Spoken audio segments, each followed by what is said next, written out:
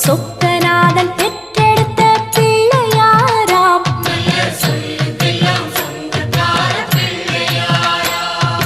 கைலாய மலைய விட்டு தெற்கே வந்தாராம். இந்த பிள்ளையார் பட்டி கண்டு இருந்து விட்டாராம்.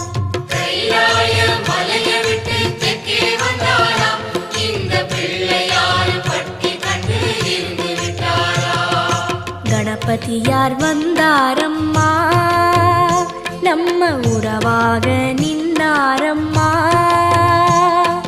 கணபதியார் வந்தாரம்மா, நம்ம உறவாக நின்னாரம்மா. சொக்க